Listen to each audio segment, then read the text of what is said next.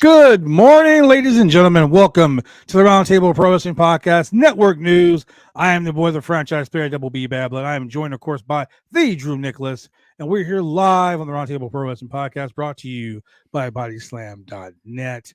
And boy, we got a lot of news to talk about today, Drew. A lot of news.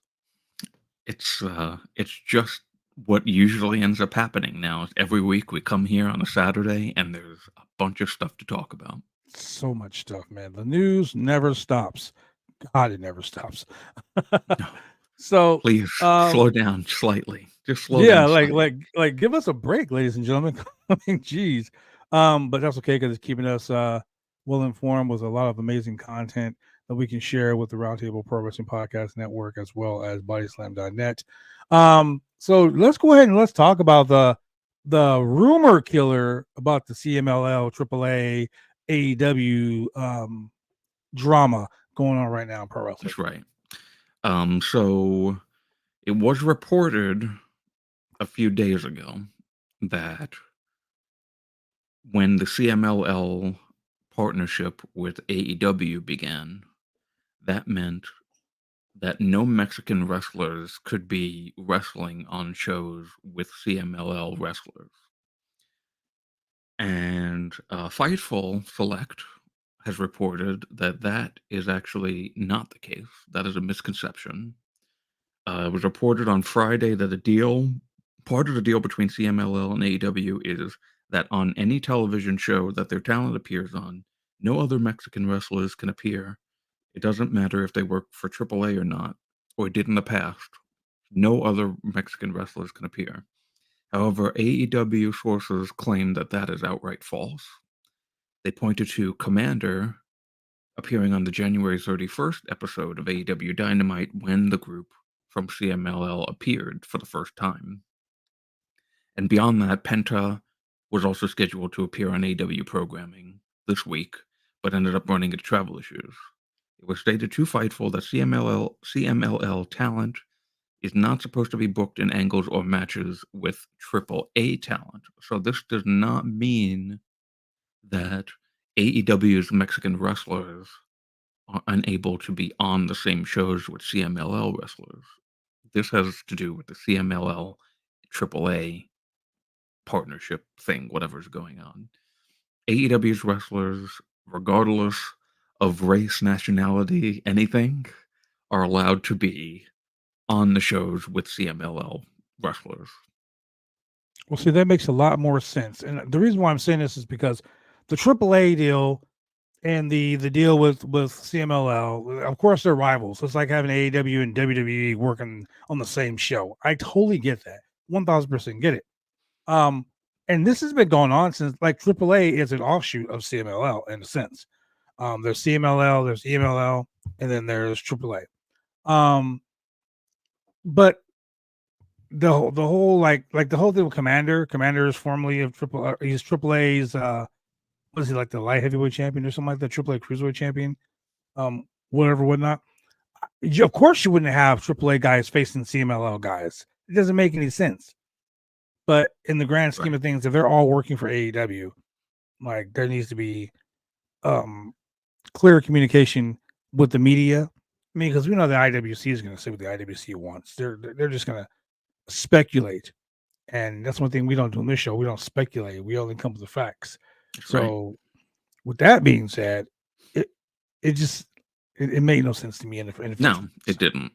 There's some media outlets out there right now who might not be getting all of the correct information based off of who they're talking to, and unfortunately, I don't necessarily blame them if that's a source that they've gone to for information before and it's been correct. I don't blame the outlet for reporting something that they figured was true.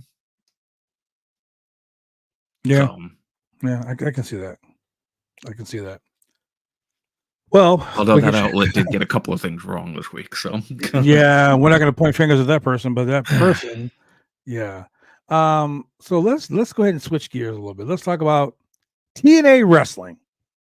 TNA Wrestling returns to Las Vegas with Rebellion. The pay-per-view will originate from the Palms Casino Saturday, April 20th, 420, which is funny.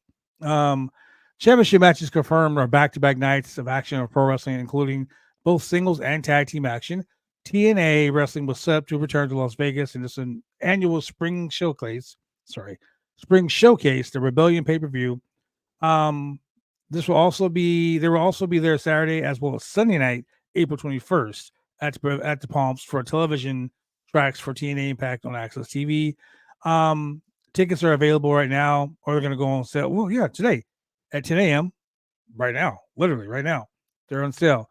Oh, Ticketmaster.com. TNA Wrestling was last in Las Vegas in January for Hard to Kill, followed by Snake Eyes shows, two star-studded events that drew thousands of fans from around the world and set numerous company records. The Las Vegas show in January also features a shocking arrival of Nick Nemeth, formerly known as Dolph Ziggler, and Ash by Elegance, formerly known as Dana Brooks from WWE. Insiders predict that the April show, including Rebellion, will feature a few more surprise appearances. So hmm. with the situation going on with Impact, where I'm sorry, I keep saying Impact because I'm so used to calling it I Impact, but know. the things that are going on with TNA wrestling right now, they came back with like the rebranding came back with a huge success, and now they're back in Las Vegas. In my opinion, I think they should have went somewhere else, but that's just me. They're back in Las Vegas for another pay per view show, and with the drama going on, it's kind of hard to gauge what's going to really happen. What do you think Yeah, about that? yeah, it was very weird because we just reported it last week, because it happened pretty recently. I think it was just in the beginning of this month Yeah. that Scott D'Amore is no longer with TNA, which stunned everybody except Scott, who apparently knew that it was coming already. Yeah. Um, but they just changed over from Impact to TNA. They had that huge show in the beginning of January. Everyone was so looking forward to how TNA was going to be under Scott, and then they released Scott. And it was so weird because it's like, hey guys, we just had the biggest show of our company's career, our biggest show of our company's history. So many surprises, so much press, it's so much positive stuff going on. Like we're excited about this. Oh, by the way, the guy who helped do it, we're just gonna go ahead and fire him.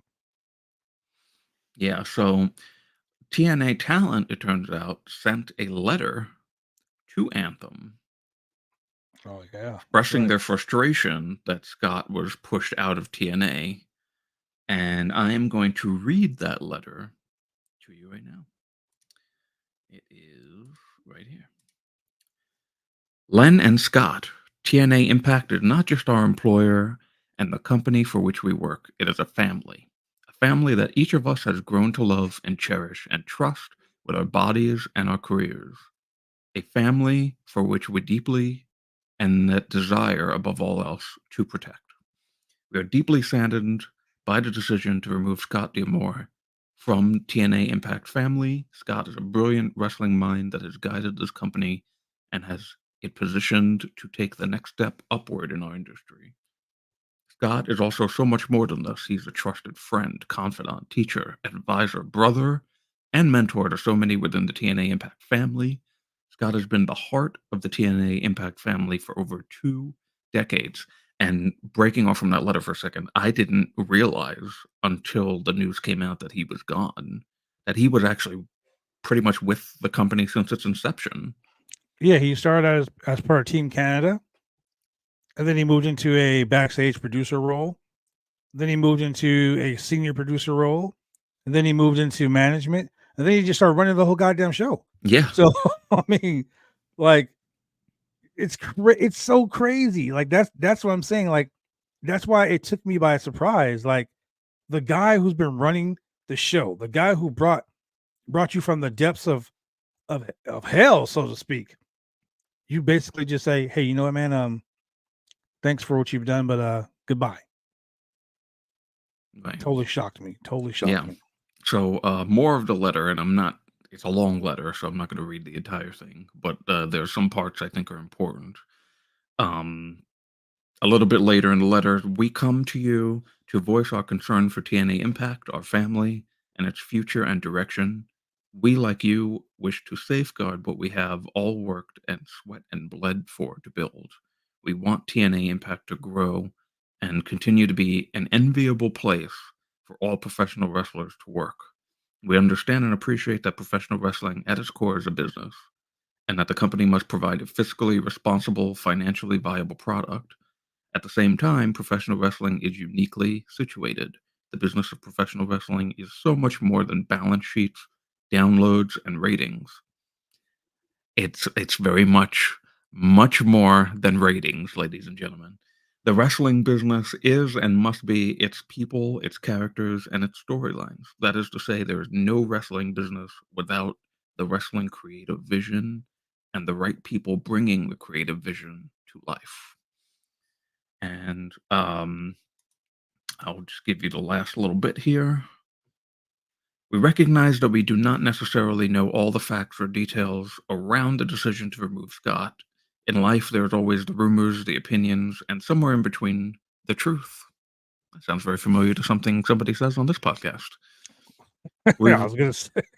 We rarely get to know which is which. It remains our hope and desire that everyone can set aside the past few days and any hurt feelings or unkind words that may have been exchanged, and meet to discuss a path forward that preserves the TNA Impact family we all hold so dearly. We remain steadfast and hopeful that this letter can be a first step to opening and keeping open, productive lines of communication to ensure the TNA Impact family continues to be a wonderful, unique place to work for years to come. We ask and implore you both to come together and create a resolution that will reunite this family once again. So let me ask Um, you this, Drew. What do you think? What do you think they're going to accomplish with this letter? Let's just throw it out there 110%. What do you think they're going to accomplish by doing this? well, we don't know exactly who is involved with this letter. We just know that there are multiple um, members of the TNA roster and team overall who came together to formulate this letter to send to Anthem. Um, so I would hope, and I don't know of like all the negative, like what was just said at the end there. I don't know what negative stuff has been said by other people um, towards, well, people within the TNA company itself Mhm. towards Anthem for this move.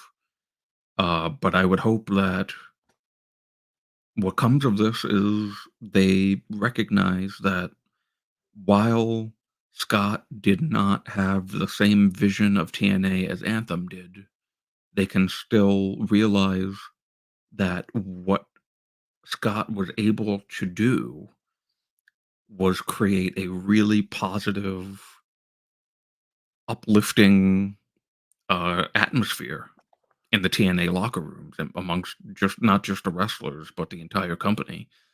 And it's beneficial for his creative vision, as they said in the letter, to be shown on television.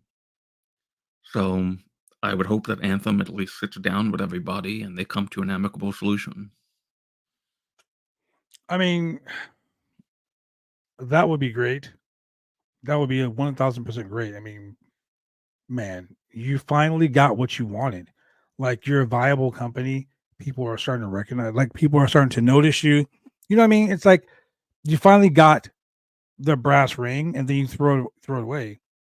The one person that was doing the most. And then you bring in a person, and I'm not gonna like say like how horrible the guy is or whatever, whatnot. But this is professional wrestling. Someone who knows professional wrestling should be running professional wrestling. You know, Exactly. like people, a lot of people say the downfall of WCW happened because people like Jim Hurd. Jim Hurd was a guy who knew nothing about wrestling. He was a lawyer, you know, knew nothing about professional wrestling, but he knew about business. Business, you keep that on one side, wrestling, you keep on the other side.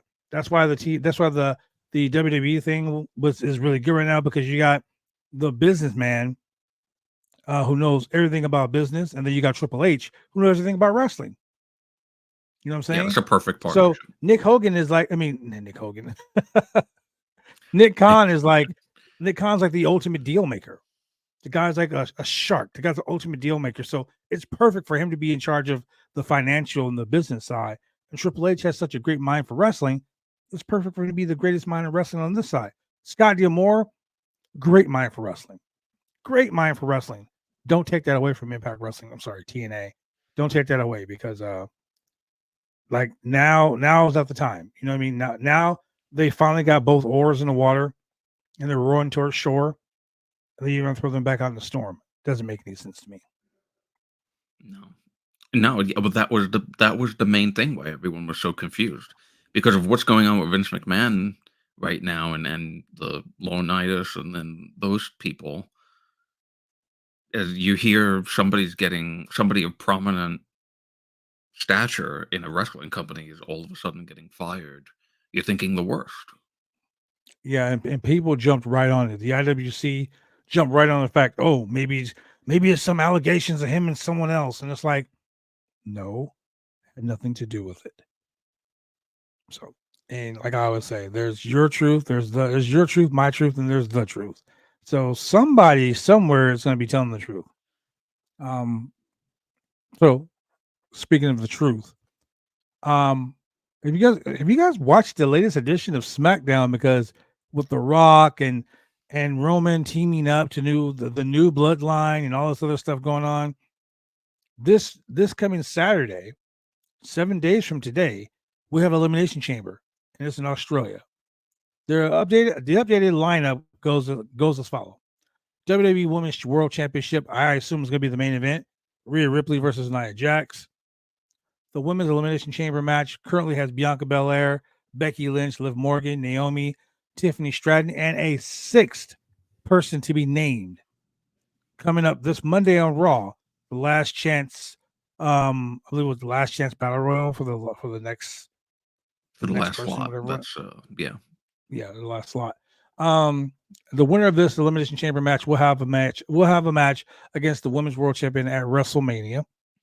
We also have the men's elimination chamber match. LA Knight, Bobby Lashley, Drew McIntyre, Kevin Owens, Randy Orton, and the current WWE United States champion Logan Paul are in the elimination chamber. The winner will face Seth Rollins at WrestleMania. Night one or night two, not sure.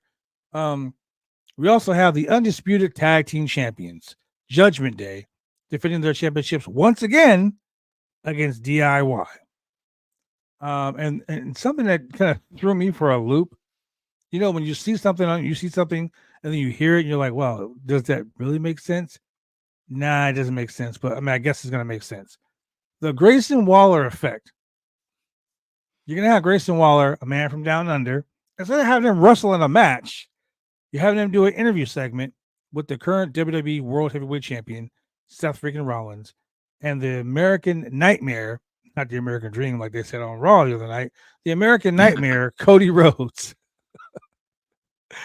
Um, why not have the Rock and Roman here? Like, if you're trying to push this story, why not have the Rock and Roman appear at this thing too? Uh, that's a good question. I mean, you're talking about a Perth Yeah, or a yeah. Raw? Yeah. Well, the thing is I feel like probably Rock is costing lots of money, as is Roman, and they want to preserve that storyline for post Elimination Chamber. There's a lot of people were saying like, oh, there's so much focus on the bloodline story that it seems like the Elimination Chamber is taking a back seat. But I mean, I kind of did agree with that a little bit because nobody was talking about the Elimination Chamber before a few days ago. Exactly. Um, Like Elimination Chamber. I almost forgot it was happening until Julian said, "Hey, we're doing the watch along, correct?" And I'm like, of what?" He goes, "The Elimination Chamber is at 2 a.m. on Saturday." I'm like, oh, I guess we are. So, ladies and gentlemen, we will be watching that live watch along 2 a.m. next Saturday morning on the Roundtable Pro Wrestling Podcast.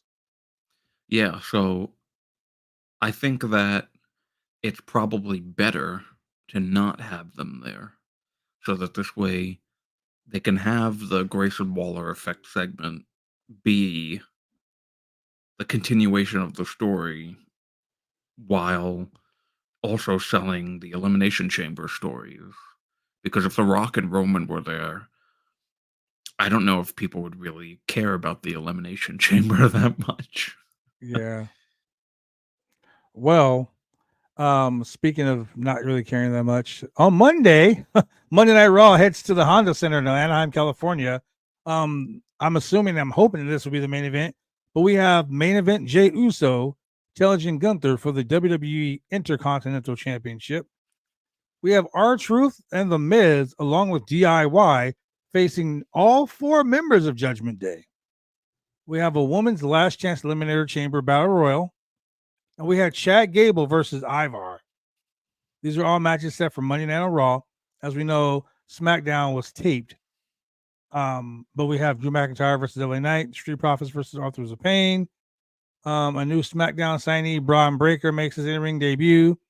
And we got Pete Dunne and Tyler Bate versus Dominic Mysterio and JD McDonough. That's going to be on Friday, but like I said, that was already taped. Not going to give you the spoilers because that's not what we do here. So yeah, I mean, this is going to be a very interesting week, and I'm a little worried. I'm a little scared, so Why to is that? speak, because what else can happen this week to take away from the chamber? Like, so much stuff has happened that That's we true. almost forgot the chamber was going on. I mean, damn, you know what I mean? Um, Rampage last night was great. Um, I'm not I have gonna to I'm not check gonna that out. I go. haven't watched it yet. Yeah, I'm not gonna go over the results if you haven't watched it yet, but it was actually really good, I know what really happened, good. but I didn't Yeah, watch it. yeah, okay. Um, so yeah, a lot of cool things are happening. A new AEW signing is going to be happening. Um, I'm gonna go ahead and read. Just go ahead and read the announcement because Queen Aminata, she finally got her first That's win right. on television. Thank God, she's so great. Um, she won her first ever AEW television match, but she's been winning matches on Ring of Honor, so it is what it is. But she signed. She's officially All Elite, so Well deserved. shout out to her. Straight up workhorse, man.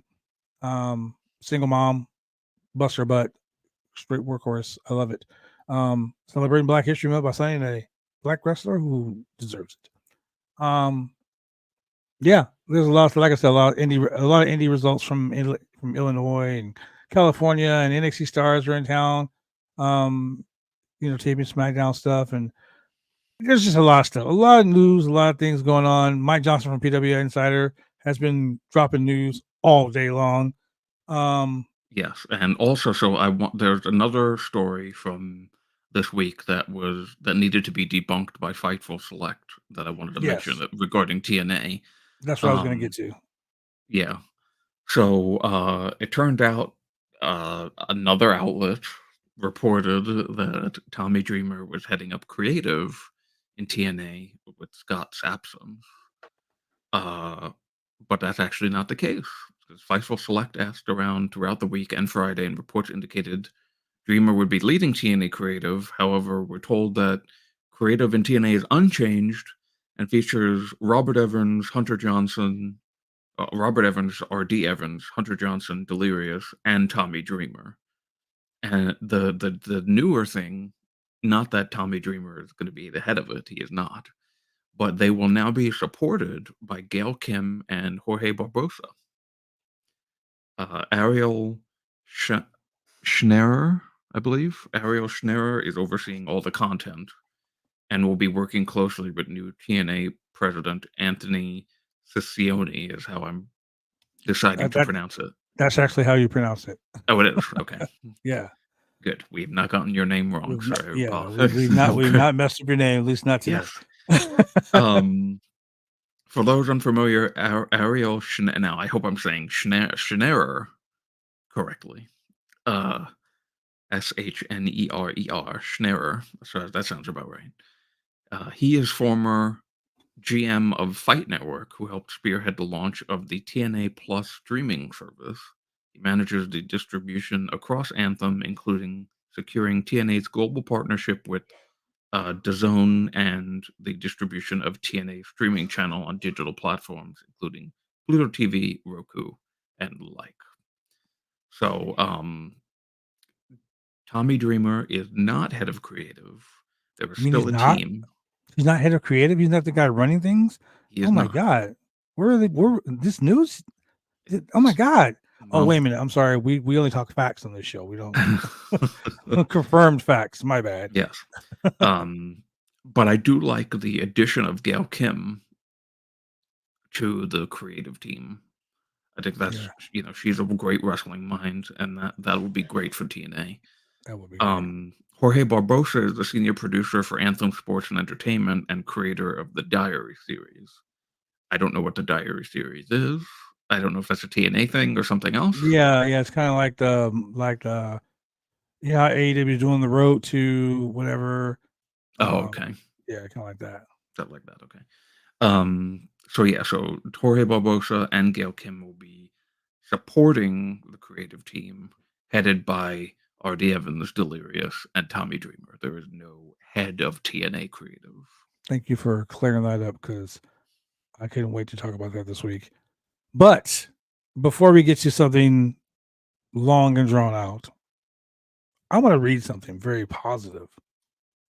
Shout out to Mike Santana, formerly of Santana and Ortiz, formerly of um, the Inner Circle, um, the new LAX, whatever you want to call them. Okay. This was on his Twitter page. A year ago today was the day I hit rock bottom.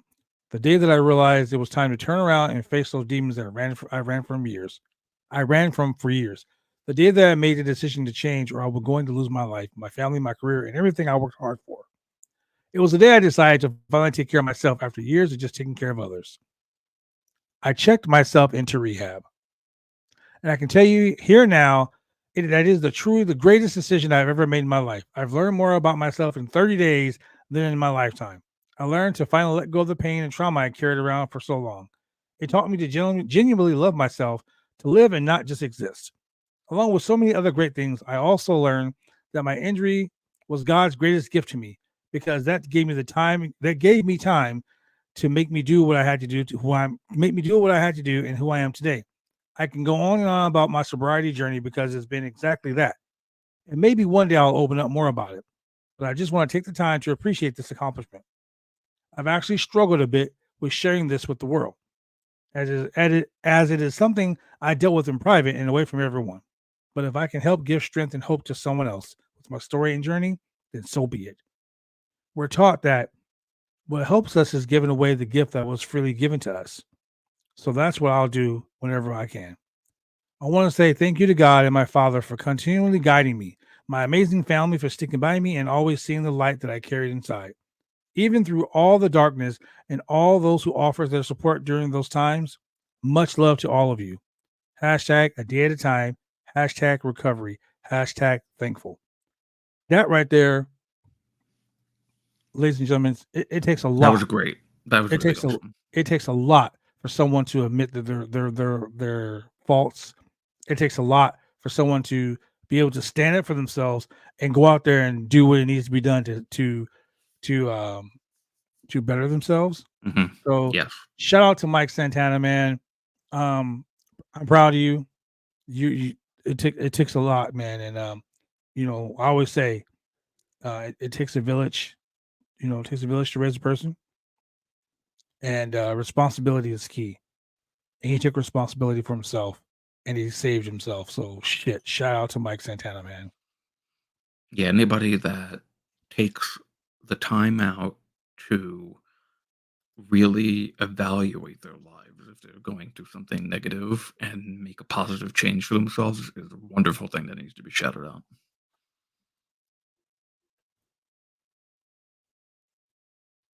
So, all right, so we want to talk about the crap. Yeah, I want to get the positiveness out of the way. That way we can get into the dirt, the mud. Yeah, very literally. So, as we are going to, at least my goal with this show every week is to bring you some sort of update on the Vince McMahon lawsuit stuff and all that garbage. So this week, Vice reporter Tim Marchman was on Brandon Thurston and Kevin Pollak's show on Post Wrestling and WrestleNomics and spoke about covering the Vince McMahon lawsuit and everything related to it. And he said on the show that a big factor that stops both victims and witnesses to crimes is fear of retaliation, either from an employer or the public. I think if you're someone who's on the inside who has knowledge of this, it's a very, very difficult decision to come forward knowing you're going to have people mad about it and mad at you as well. Um, Tim Marchman has covered sex trafficking extensively for Vice and has been writing about McMahon since the major lawsuit was filed against him last month. While covering topics like sex trafficking isn't easy, Marchman has described his knowledge of wrestling as a plus for his coverage of Vince McMahon.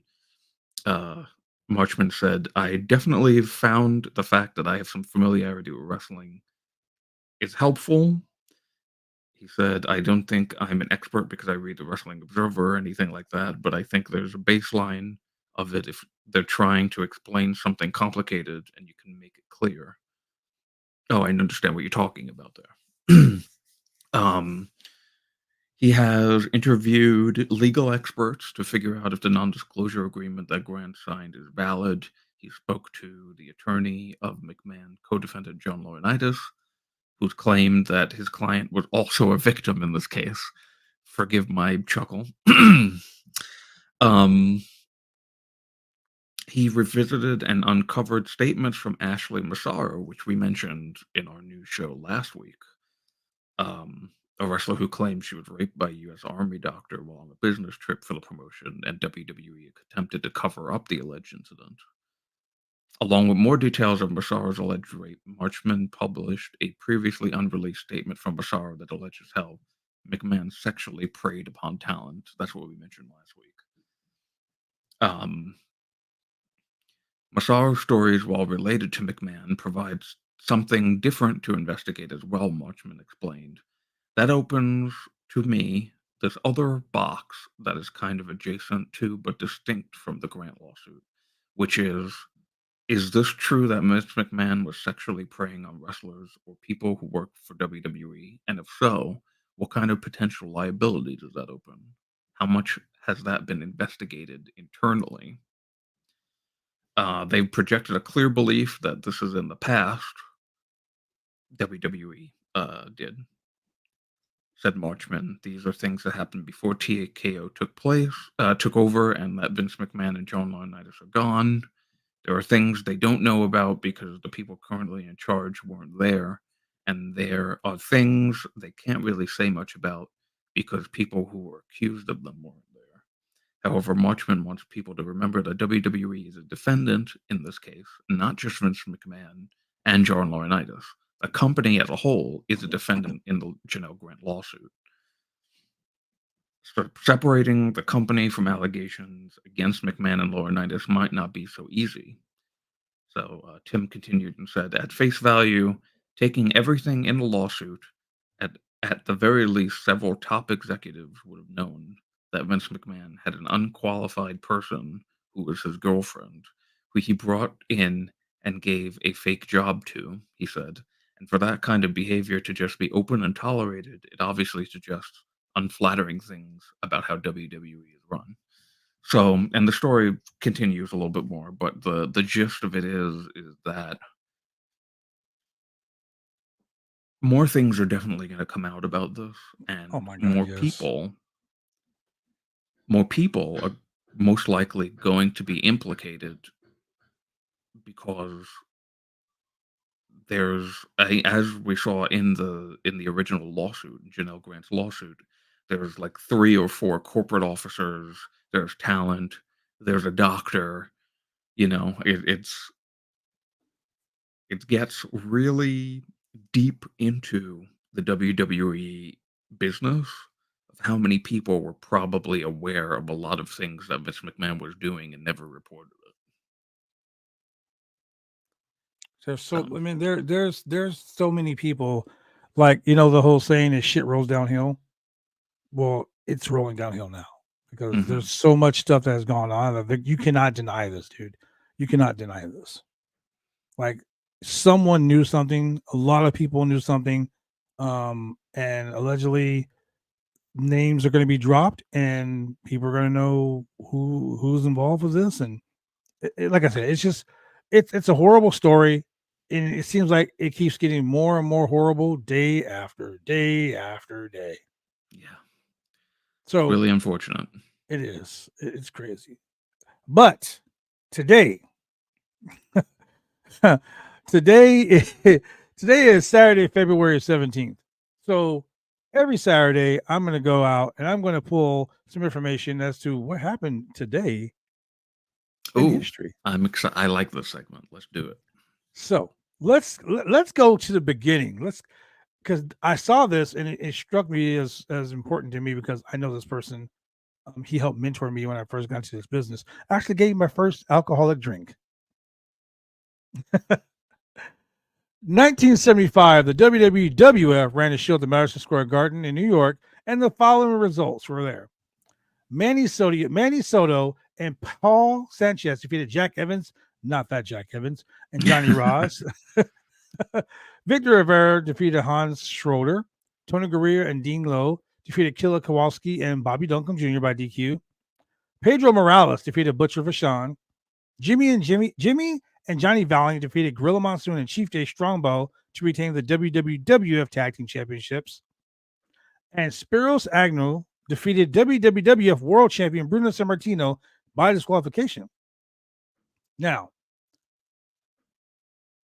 where did I see it? I want to read this one because, yeah, here we go right here.